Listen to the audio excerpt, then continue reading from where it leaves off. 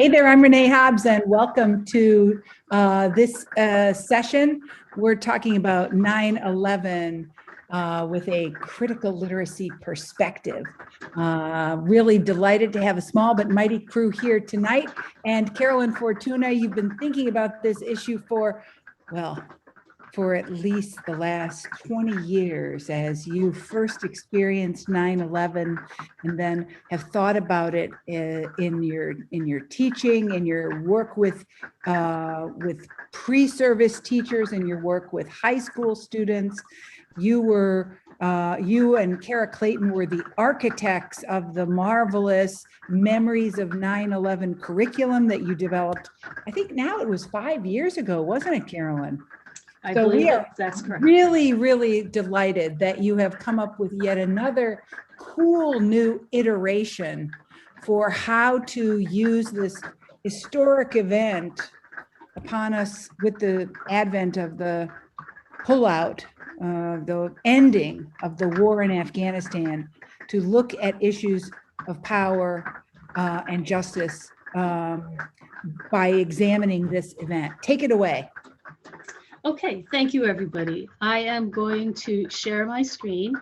If you would just give me a moment, please.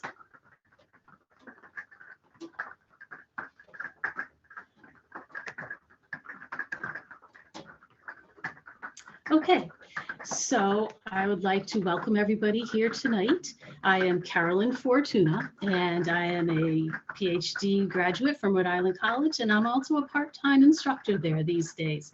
I am a retired English high school teacher, and critical literacy is quite close to my heart.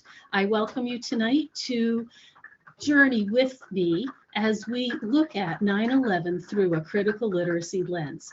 If you have not done so, would you please grab the URL for this slideshow from the chat and paste it into your browser?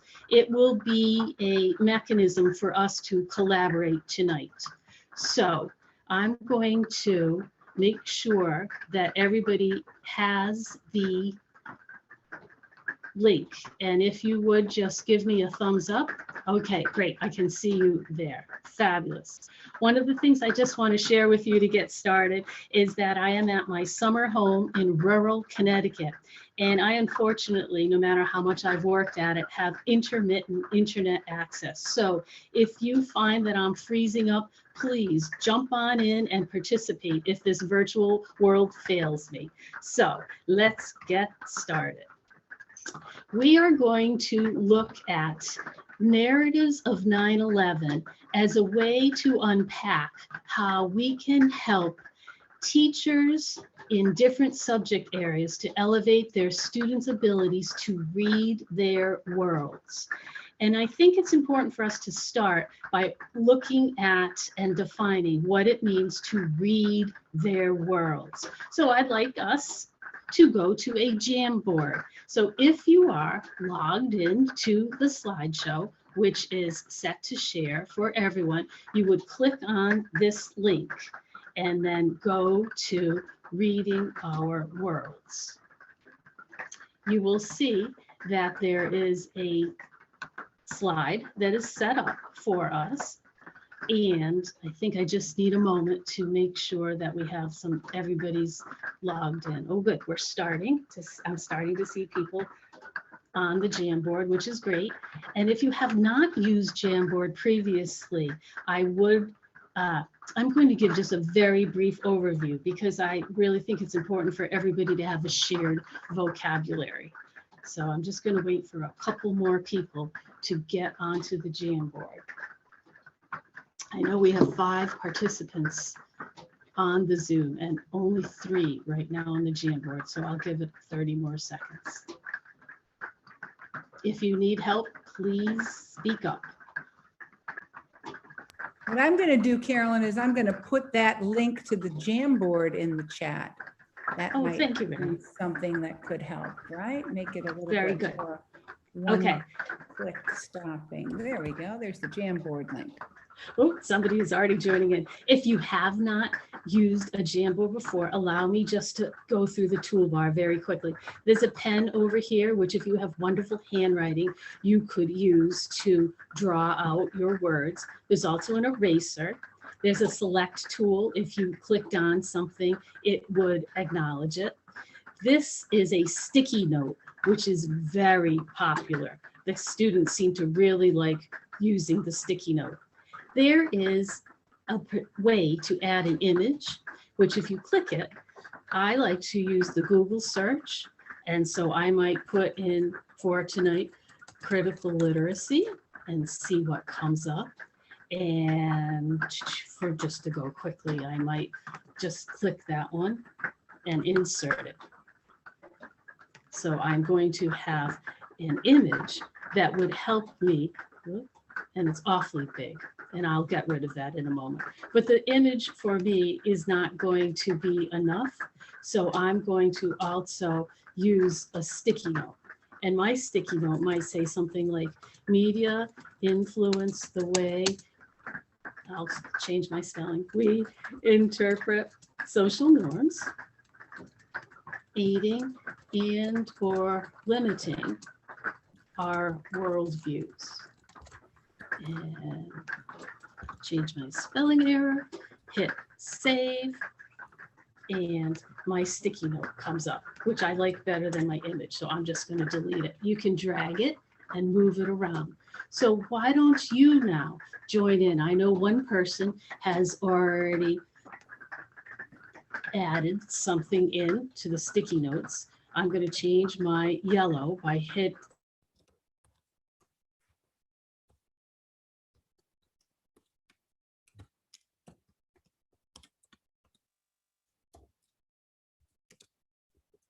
Uh-oh, did we lose her?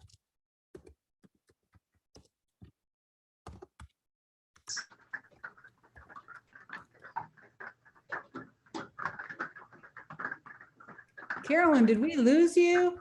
Oh my God, maybe we did. No, there you are. You're back, right? I'm here. Cool. So we are, in fact, contributing our Yes. reflections here. Good. Everybody's logged into the Jamboard, and I'm seeing 3 people have added in, and here's our 4th one. And Renee, I think you're in the back. Oh no, great, fabulous. Okay. So we're seeing different ways to think about this. Media professionals have a particular insight because of training.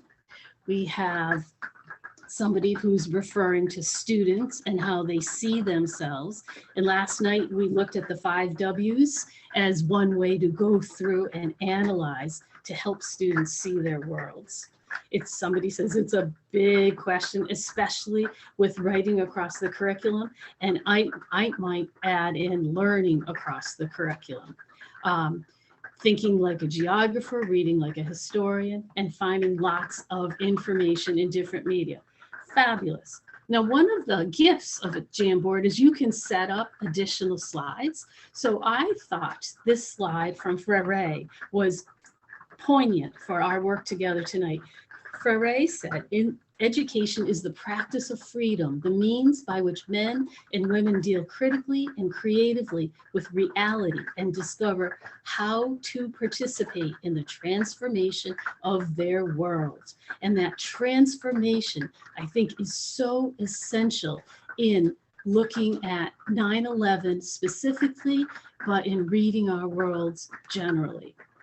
Now, when I did a similar activity with my pre-service teachers, I offered them some insights into helping them see how they could help their students to read their worlds. I talked about how Frere used literacy as a way to help people engage, that reading can facilitate transformation. And by reading, I don't necessarily mean print. It could be visual, audio, digital, video, and print. You can design a lesson keeping the resources and structures in mind. Authentic student experiences is crucial. And regardless of the textual type, their experiences frame how students interpret it.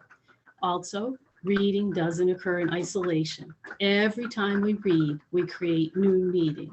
So disciplinary literacy is a way to help pre-service teachers and teachers as well to help students read their worlds.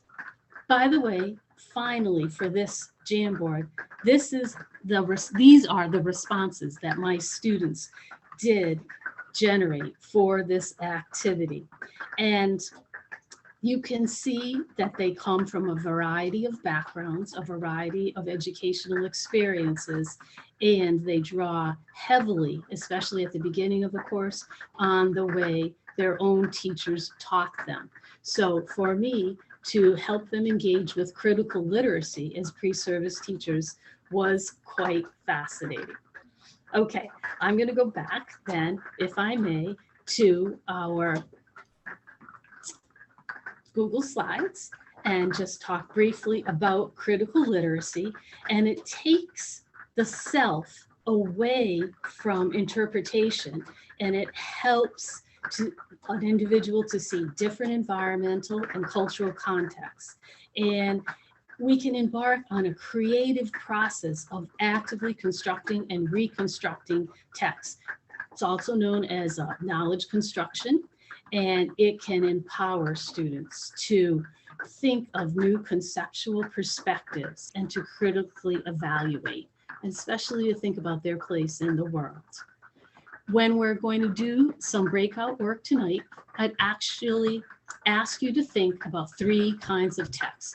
Multimodal, that's listening, speaking, reading, writing, viewing, or representing type of text.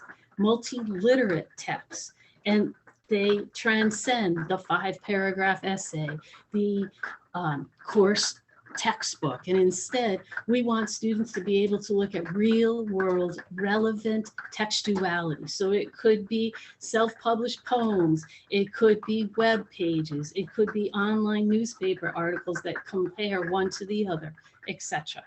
And finally, we should try to reach to transcultural texts to extend beyond our own culture and to point to the idea of extending freedom to all peoples.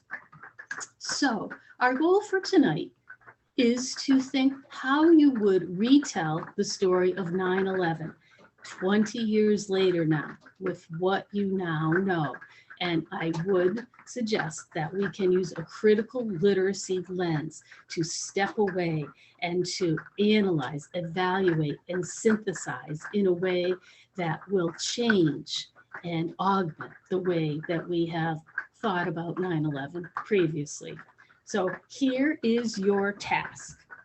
You are going to do a critical literacy analysis. Uh-oh. We lost your audio here a little bit.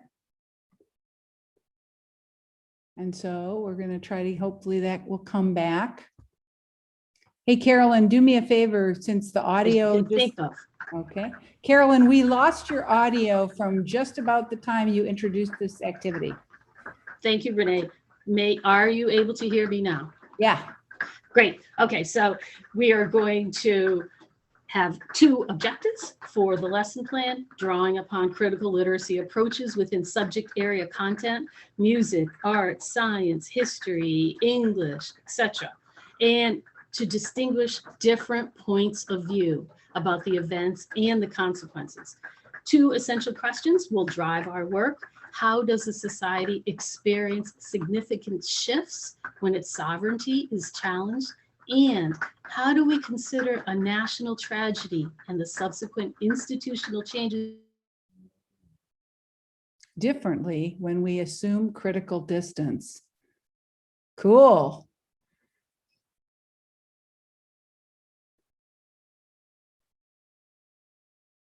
Okay, I am also 15 minutes, and you will work across subject area disciplines. And we'll share in the large group, and we'll learn as much from sharing as we will from doing the work. Here is your lesson plan template. I set up 3 groups. We may not need 3 groups. Probably 2, Renee, would be good. cool. Okay, so this is your template. You have editorial permission, so you can type right on this. So there's a template for breakout group 1 and 2. We probably won't use group 3. Now, I do want to tell you that you are welcome to look at what my pre-service teachers did for this. There are 3 sample groups listed here.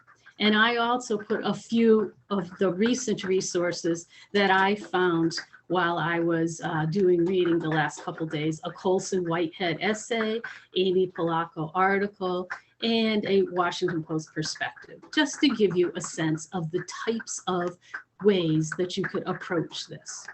That being said, I would like to stop my sharing so I can see who's here and have an opportunity to get some questions.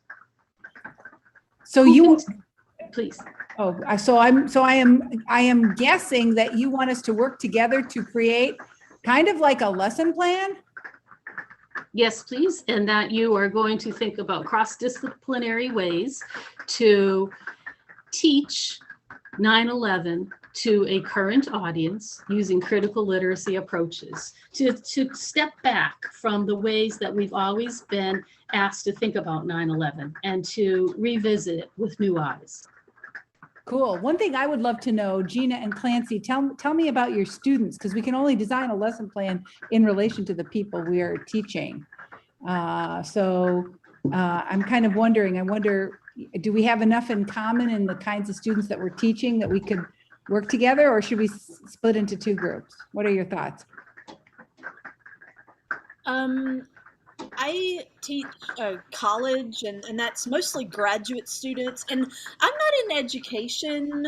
I'm in English, and so, you know, a lesson plan isn't really a genre that I have a lot of experience in. Like I mean, I wouldn't have known what an activator was if I didn't see the example.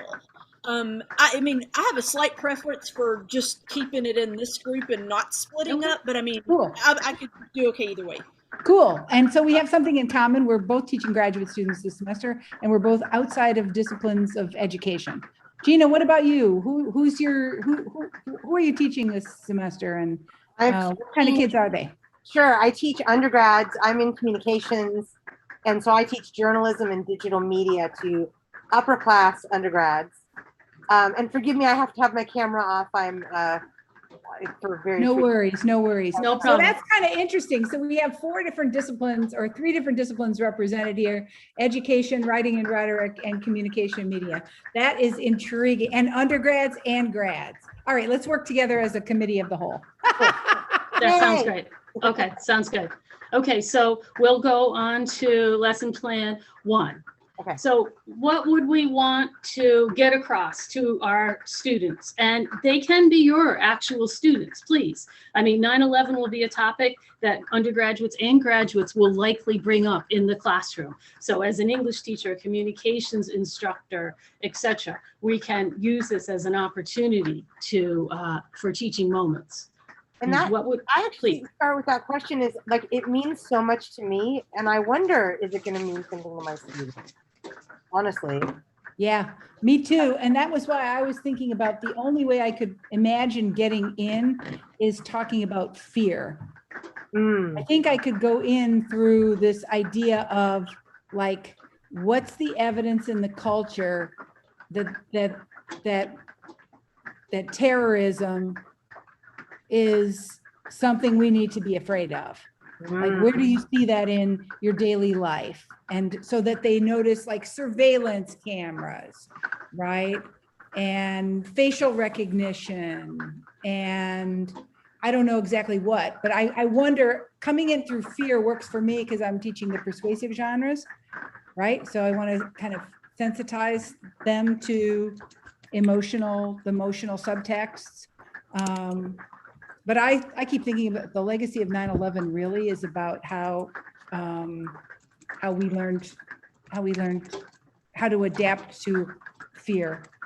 Or the legacy of 9/11 is that we sort of succumbed to fear, honestly, is that we embraced fear as a reason for doing things. Oh, sorry, really quickly. Far from the Roosevelt FDR, the only thing we have to fear is fear itself. Like, it's like flip the script on that. Anyway, sorry, I didn't mean to interrupt you, Clancy. Yeah, we And I'm, in please. our English 102 class, our like second semester, first year writing course, we have an emphasis on globalization, and that's just to kind of, I mean, like the university wants students to have more global awareness and like international exposure. And so if I were going to do plan a class meeting in which we talked about 9/11, I would probably do so in order to help them understand more about, you know, the US's like, you know, what is the US's or like, you know, what is the what informs the U.S. attitudes about immigrants, and you know, specifically maybe like the travel ban or something, you know, and then I might like kind of use that as a way to situate, you know, say like the travel ban in history, and then you know I would kind of say like you know, so this happened, and then it, you know, and I might say a little bit about, you know, what I was doing during, you know, 9/11, and like I remember, you know, seeing like on AOL, like the forums, that people just posted these horrible things. Like people think that like Twitter and YouTube comment sections are bad now, and they are, but like it was just as bad back then. It really So was. what's fascinating to me is that it's a good point that I think it's still pretty much the case that what I know about Afghanistan fits in a thimble. Okay, I am not well informed, but I was really spectacularly uninformed on 9/11, and all I remember thinking during those days was, why do they hate us? What message are they trying to deliver? And it raised my awareness about Palestine. It raised my awareness about the Soviet occupation of Afghanistan and that sense of inequality that's kind of baked into capitalism. But I think it's a really interesting angle to think about how global perspectives, through the lens of global perspectives, there's a lot. Yeah, seeing the U.S. through the eyes of other people in other nations. And there's some great news articles that, or maybe satirical or opinion pieces about how like the January 6th insurrection would be written if it were happening in another country, you know, like, and those are fantastic. I love those because they really give us a perspective on, oh, wow, yeah, we would be totally handling the same act differently if it were someone Yeah, else. and that's a really good point, Gina, because that's the trouble with 9/11 as an example, because there's not a lot of ambiguity. If a plane crashes in Yes. to a building and kills 3,000 people, there's not a lot of ambiguity about Yes, yes. whereas other things could be seen more multi-perspectively. This clearly was intended as a act of terrorism, right? Yes. So, I had an interesting experience. So I worked in the newsroom, but then right after that, I had like a 6-week trip to Europe planned. I just got all this time off work. I saved it up. And so I decided to go on that trip. And so every country I went to, I got to interview people and then report back on my station. So every country I went to, I asked them, you know, some thoughts about 9/11, and everybody, they would put hands on my shoulder, like, are you okay? How are you feeling? It was this very interesting experience, really, that just the world was, or the Europe was. But then after we bombed Afghanistan, or after we went into Afghanistan, I was still in Europe, and there was a little bit of a shift. There was a little bit of it was different after that. And so it was fascinating experience. Wow, that is absolutely a fascinating story. That tender time when the whole world was feeling sympathy to us, and then the loss of that sensibility when we went on the offensive. Yes. Right. And then To people go wanted after to talk those about. terrorists. They wanted to have serious discussions about what was going on. It was interesting, really interesting. Wow. As you can see, while you're talking, I'm typing. Yeah, I'm really fascinated. I mean, now it's always the case that, you know, your identity as an instructor shapes what and how you teach, right? Yeah. But I'm kind of seeing how how that we're reflecting on that as we're chatting, right? And so the priorities are kind of coming clear as we kind of try to imagine stepping into it. I think one of the things that I'm afraid of about teaching about 9/11 is, first, my students have no lived experience, right? Second of all, they've got still, unfortunately, a boatload of stereotypes about terrorists and terrorism. And which is actually, I remember, I don't know what year it was, 2005 or 2006. Remember the Abu Ghraib prison madness, right? And I remember I was at Temple for sure, and I remember it was really, really hard to face that news story because of the way it positioned our American soldiers as the bad guys. Right. I mean, there was just really, students were so comfortable with the terrorists are the bad guys, that this news story kind of like turned that upside down. Yeah. Yeah, it did. Gosh, great point. And it really forced us. And there were people speaking out against our actions before, but the overarching and very powerful and strongly entrenched narrative was that collective, we're doing good. And then that happened, and that really did. Yeah, remember the whole ethics of waterboarding? And in a way, if you kind of like try to connect the past to the present, it's like, talk about increasing mistrust of authority, right?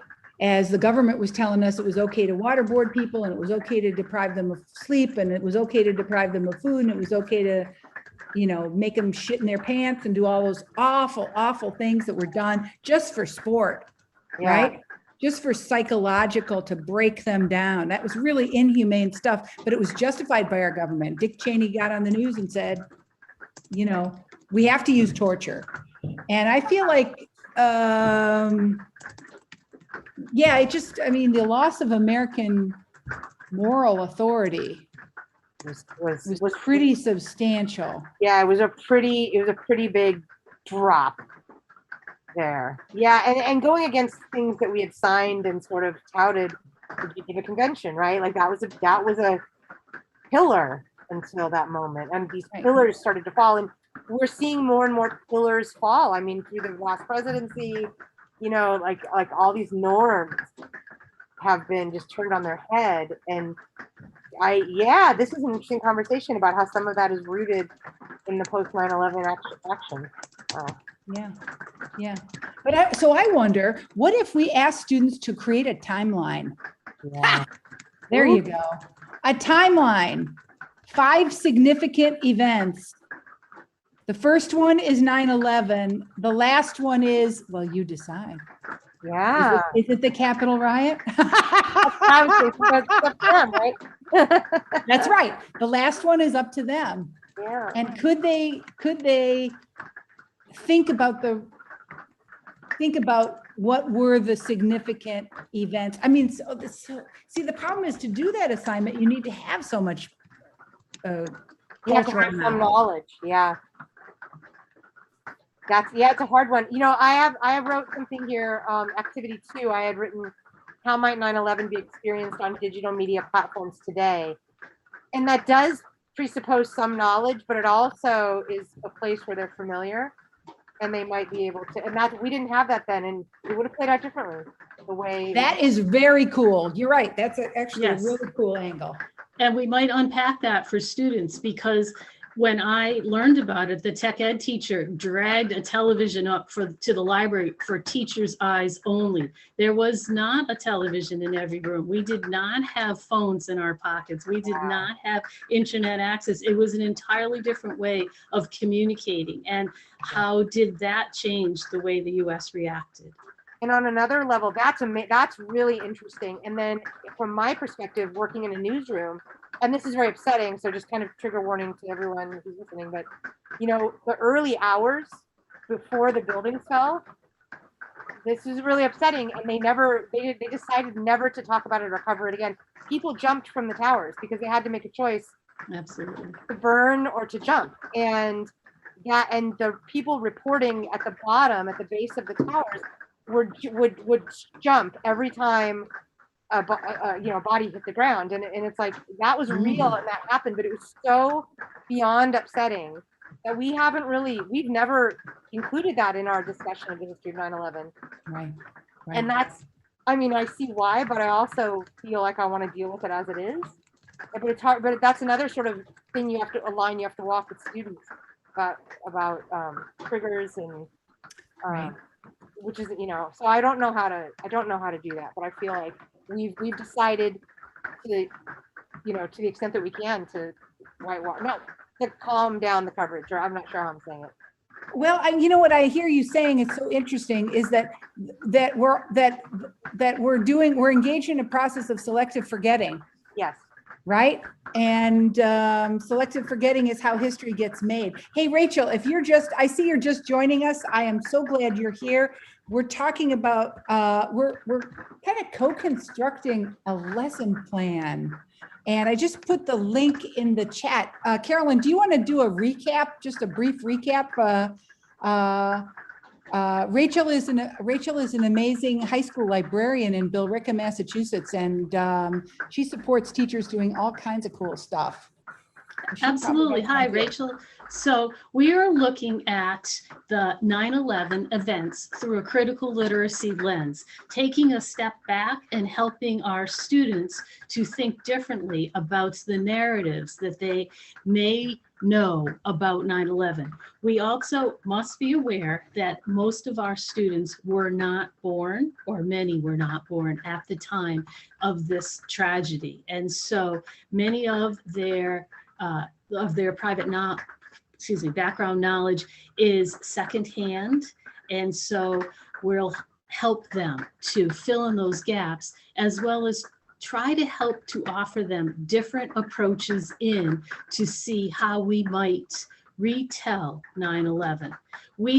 Because we have a small but very invested group tonight, we are working together on what is called Lesson Plan Template 1. If you have been able to log in, and I think I saw you come on. And so we've together gone through a lesson plan template we've been talking about different ways to think about how college students, I taught English at the high school level, primarily 12th grade, graduate students, and now your students as a librarian could work across a multiplicity of textuality and ideas to think differently about 9/11, and also to Sometimes Carolyn's microphone goes out, but that's because of her crazy internet connection in Connecticut. Are you back, Carolyn? I can't hear you. recently for pre-service teachers. There she is. Hey, Carolyn, one of the things I'd love you to talk about is, and I think one of the most fascinating things about this slide deck is that you are sharing some examples of student work, right? For your pre-service teachers. And I wonder, could you talk us through what you noticed about the process of asking undergraduate students who will someday be teachers to think through their choices on this topic? Absolutely. One of the things that I have struggled with the pre-service teachers is they want to teach just like their most recent instructors, and it's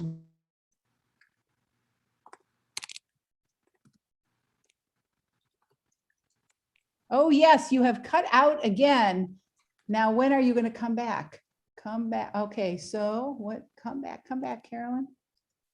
Where they want to show their knowledge, but I need to transition them to competent and engaging instructional strategies. So what we see here for pre-service sample group 1 is they do have a recognition about the importance of news media. They will be showing clips, And then they realize that the students that they will be teaching in the public schools, K through 12, were not alive. So so one group here asks them, their own students, to interview their parents. Because it had to be a subject area across the curriculum activity, a math candidate talked about the influence on the stock market and to analyze data through a graph. An English teacher had students write about placing themselves in an experience, and in a group of 3, they would co-author this. Primary source videos, and then newspaper articles. They're pretty much, I must say, and then they have the accommodations and the classroom management strategies. Throughout, they were very topic oriented rather than inquiry oriented at the beginning of the course. Many times they adapt what I do. So one group used the Jamboard because I had modeled the Jamboard, and they've been seeing it a lot in their college classes. It's really like popular right now, the Jamboard. We see another group, same thing, video. We see a reflective blog, and oh, here's foreign policy. Okay, so that would be the history teacher. What I would like to show us, we've already done a little bit of sharing here, but at the end of the course, I offered students the opportunity for extra credit to go back in, now knowing what they did about critical literacy, and revise that lesson plan. And so this was one that I thought I would share with you. So new instructional objective would be to evaluate 3 different points of view and its consequences. So instead of having a very narrow focus on the 9/11 events, it has been expanded. Lots of links to different types of activities. The first responders video, which I think is similar to what I think it was Gina was speaking about, how hard it is to talk from the point of view of people that were on the ground. Survivors would be the second activity. Teacher modeling with graphic organizers. So making it much more interactive and acknowledging that the teacher had to verbalize and model the thought processes that the activity would require, as well as the background of what it meant to be part of the 9/11 experience. This I thought was interesting. I'm a Muslim U.S. Marine, and I served on 9/11. So really bringing in a different perspective and also helping students to ask questions, cite evidence, and draw on critical thinking strategies. And then a very provocative question posed in this final activity. Did the terrorists win? We've been seeing that question in a variety of ways posed many times in the news today. And so asking the students to take on the role of thinkers. And as you can see, the student did a metacognitive analysis at the bottom.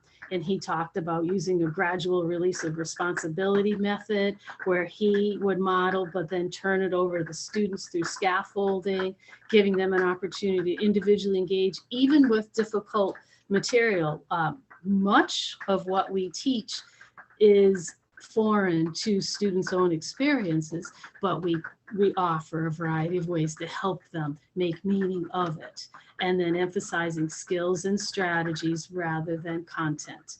So I was pleased to see that the critical literacy lens looked different by the end of the course. I hope you could hear me through a lot of that. Oh yeah, that was excellent. We heard every word. That is so fascinating to see the shifts in their thinking over the course of the semester. That's awesome.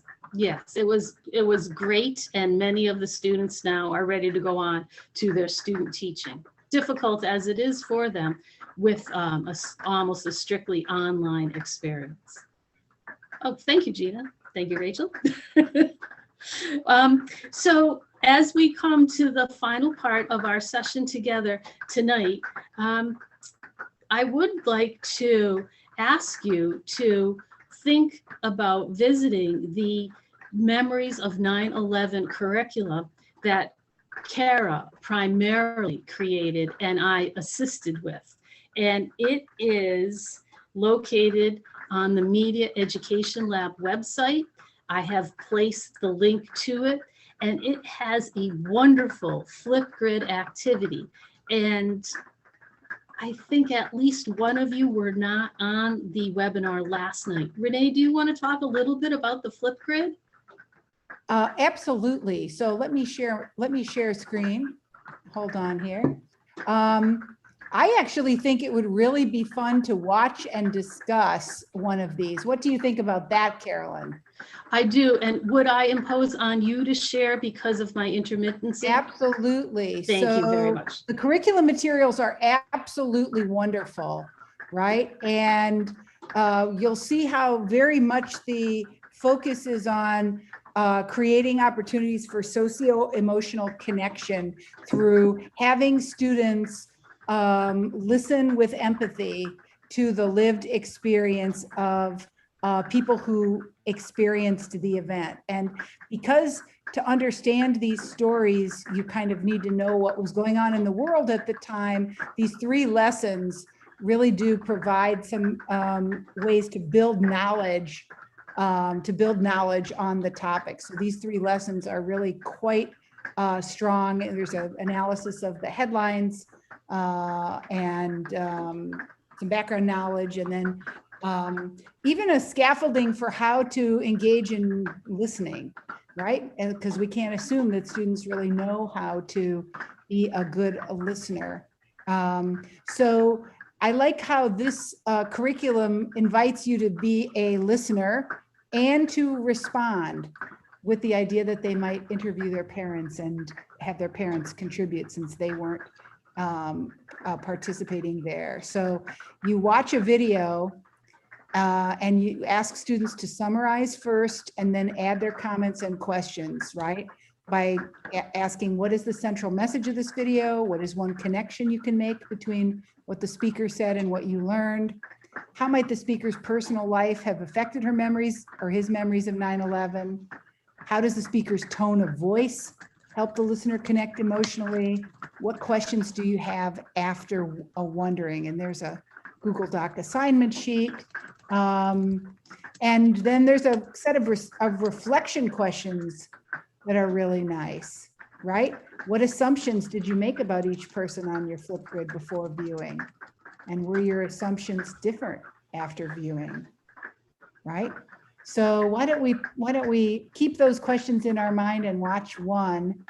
You go here to tell your story, you click here, and you have to access the passcode. You use the guest password. You guys are seeing my screen now, is that true? Yes. Oh, you know, I wish I could I show this password? Okay, there we go. September 11 exclamation point. So here are quite a lot of people. Well, let's listen to Pam Stager, who's one of the best storytellers I know. It was a typically crisp, clear, blue sky September morning in the Northeast that day, just like today, but exactly 16 years ago. I had just started my second year of a media literacy project in the Providence public school system, facilitating after-school media production programs for elementary age students. A bit before 9 a.m., my daughter Trisha, who knew I'd given up watching the morning infotainment shows, called me from Pennsylvania, told me to turn on my TV, and as I did so, filled me in on the little that was known at the time of the scene in New York City we were now watching together. As we were talking about the horror of it, with the people in the plane, the people in the building, and what it might mean for us all, we saw the second plane fly into the second tower. We watched and listened together in stunned silence for a few minutes. And I said, honey, if you're okay, I have to get off the phone and call the schools where I'm working.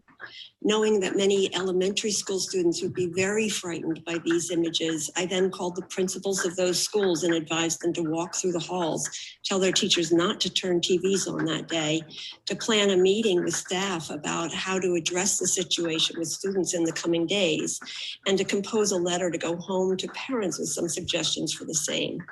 With what we know now about PTSD among children and media-induced collective trauma, I'm glad I did. Whoa. Wow, Pam. Anyone want to make some reflections on your listening with empathy? What did you notice? To respond to Pam's approach meant that she had to separate herself from the emotions she was feeling and thinking. What a great, great observation. One of the things I love about this platform is that here you encounter the children who have responded to Pam. Hi, Pam. I understand that 9/11 was such a tragic experience. How did you feel a couple of days after 9/11?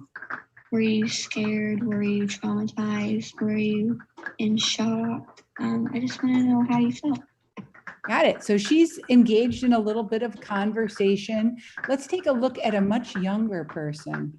How about Kate? I was a sophomore at the University of Tampa on 9/11, but I'm from upstate New York, and a lot of people that I went to college with down in Florida were from the New York City area, including my roommate, whose father worked near the World Trade Centers. That morning, I was in English class. I wasn't particularly paying attention to class, but I also wasn't following what was happening on the news. So when I got back to my room, I had no idea that this was going on until my mother called and told me to turn the TV on.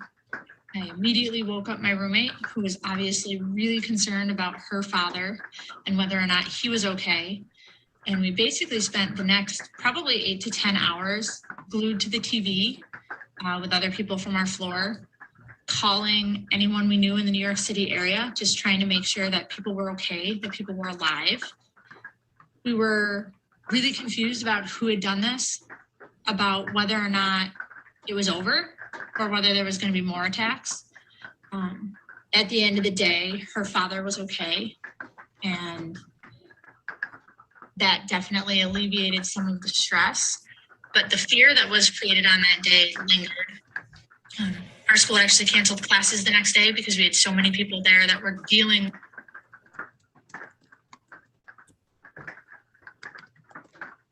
with the fallout of their families being from that area. It was a really, really hard day that I know I won't forget. Whoa. So does anybody in this room have a story that you'd like to share with us?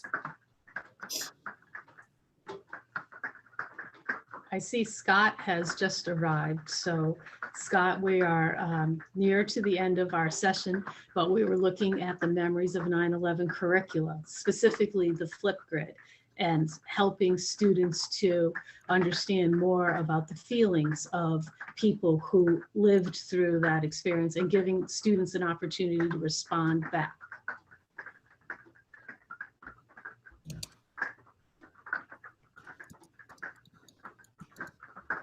Turn your microphone on, buddy. Hey, how are you, Esther? Hey, So nice to see you. I got my 5-year-old here watching. Yeah, no, I've been watching this. This is very, very touching. I love the engagement that I'm seeing here on multiple levels through Flipgrid. I think it's fabulous, a way for different generations to express themselves and how they experience this, or how they're responding.